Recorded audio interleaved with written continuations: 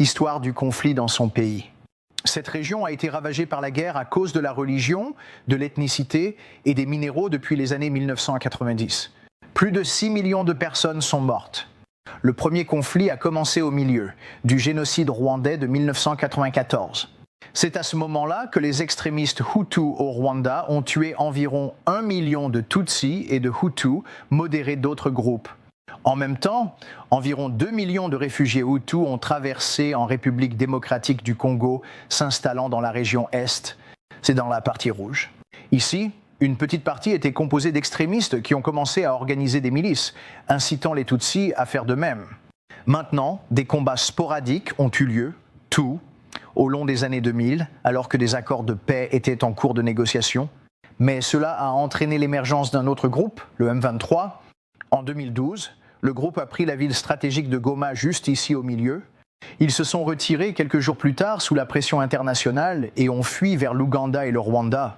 Maintenant, le M23 a refait surface en 2021 avec environ 6500 combattants qui ont commencé à prendre un contrôle significatif du territoire dans cette région. Ils ont bombardé des camps de déplacés, ils ont coupé les routes d'approvisionnement. Le Congo est considéré comme le pays le plus riche du monde en termes de ressources naturelles. Les gisements inexploités valent, accrochez-vous, environ 24 trillions. Avec un T, le pays produit également 68% du cobalt mondial. C'est le 4e plus grand producteur de diamants au monde. Les gisements de lithium sont également significatifs. Maintenant, la Chine contrôle une grande partie de l'industrie minière du Congo et a fourni au gouvernement congolais des drones et des armes pour défendre ses mines. D'autres pays ont également un intérêt pour la région. Le Burundi, un pays à majorité Hutu, considère le Rwanda comme une menace et soutient les troupes congolaises que l'Ouganda défend contre des militants liés à l'État islamique le long de ses frontières. Ils ont également ciblé des groupes religieux au Congo. De plus, l'Afrique du Sud a récemment annoncé un retrait progressif de milliers de troupes de l'Est du Congo après que plusieurs casques bleus ont été tués par des rebelles. Alors que les dirigeants du M23 se sont retirés des pourparlers de paix cette semaine avec le Congo, le président Tshisekedi a rencontré son homologue rwandais cette semaine pour des discussions médiées par le Qatar. Le pays a convenu de poursuivre les discussions pour établir une paix durable dans la région. Cela survient alors que les États-Unis envisagent un accord sur les minéraux avec le gouvernement, en échange d'une assistance en matière de sécurité. Nous sommes rejoints ce soir par Félix Tshisekedi, président de la République démocratique du Congo. Monsieur le Président, merci d'être ici. Je veux commencer par cela. L'administration Trump s'intéresse à la sécurisation d'accords miniers exclusifs avec des pays riches en minéraux rares. Nous avons évidemment vu cela récemment avec l'Ukraine. Pouvez-vous parler des discussions pour un accord avec votre pays? Très bien, merci. Merci beaucoup. Bonsoir à vous. Nous recherchons des partenariats et nous avons établi des partenariats avec de nombreux autres pays. Et nous pensons que les États-Unis d'Amérique, étant donné son rôle et son influence dans le monde, est un partenaire important à avoir. Et nous sommes très heureux de voir qu'avec l'administration Trump, les choses avancent beaucoup plus rapidement des deux côtés. Les gisements inexploités valent environ 24 trillions de dollars. Que faudrait-il pour faire avancer cette relation?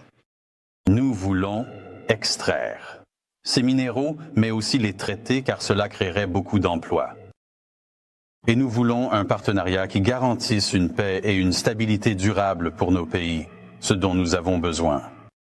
C'est un endroit dangereux, le Congo. Comment un État américain comment une entreprise peut-elle garantir la sécurité sur le terrain? Nous pouvons renforcer nos capacités de défense et de sécurité. Et je pense que les États-Unis peuvent utiliser soit la pression, soit des sanctions pour s'assurer que les groupes armés qui se trouvent en RDC peuvent être tenus à distance. Monsieur le Président, les États-Unis s'inquiètent de l'influence de la Chine en Afrique, en particulier en RDC. Comment géreriez-vous cette relation avec Pékin tout en maintenant des liens avec les États-Unis, que vous voulez évidemment élargir? Là, naturellement, notre monde est divisé. La nature a horreur du vide, comme dit le proverbe. Ce n'est pas que la Chine est en pleine expansion en Afrique.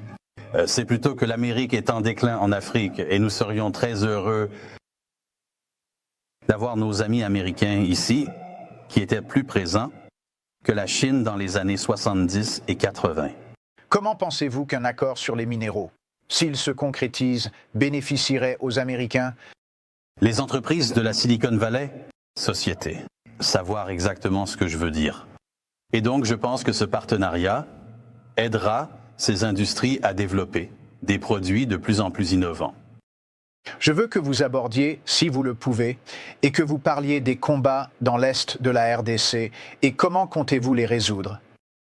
La RDC a un pays voisin appelé le Rwanda, qui, il y a environ 30 ans, a connu un génocide. La communauté internationale, à l'époque, nous a demandé d'ouvrir nos frontières pour accueillir des flots de réfugiés qui fuyaient les combats et les massacres. Et depuis lors, malheureusement, la situation infernale qui régnait au Rwanda à l'époque a infiltré la République démocratique du Congo. C'est pourquoi nous insistons pour avoir des sanctions. Dernière chose, monsieur. Monsieur le Président, cela fait 50 ans depuis l'un des plus grands événements sportifs impliquant des athlètes américains. Les athlètes, le combat dans la jungle. Cela a eu lieu dans votre capitale, Kinshasa. 1 milliard de personnes ont regardé Muhammad Ali, qui était censé battre George Foreman lors de ce combat. Pouvez-vous parler de l'héritage de ce combat pour votre pays et les États-Unis?